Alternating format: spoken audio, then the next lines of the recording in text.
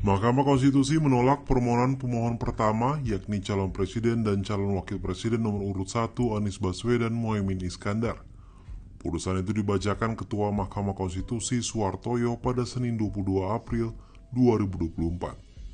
Salah satu pertimbangan MK yakni dalil Anies Caimin yang meminta Capres-Cawapres nomor urut 2 Prabowo Subianto Gibran Rakabuming Raka didiskualifikasi. Menurut MK, dalil yang disampaikan Anies Caimin tak beralasan menurut hukum.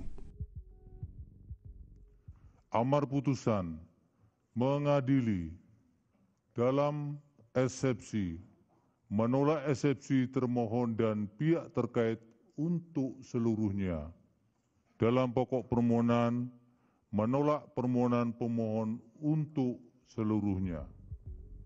MK juga menyatakan KPU selaku termohon telah melakukan langkah-langkah sesuai aturan dalam menindaklanjuti putusan MK yang mengubah syarat pendaftaran Capres-Cawapres.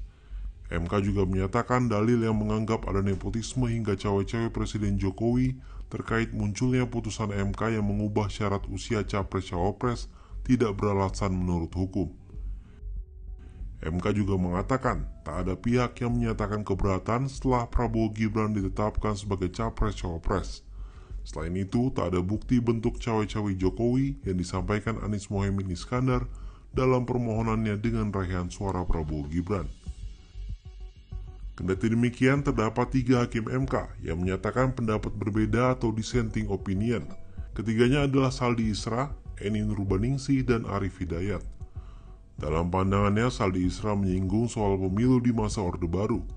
Menurutnya, pemilu di masa Orde Baru berjalan memenuhi segala prosedur, tapi secara empirik, pemilu di era Orde Baru tetap dinilai curang, karena secara substansial, pelaksanaan pemilunya berjalan tidak fair, baik karena faktor pemihakan pemerintah pada salah satu kontestan pemilu, maupun faktor praktik penyelenggara pemilu yang tak memberi ruang kontestasi yang adil bagi semua kontestan pemilu.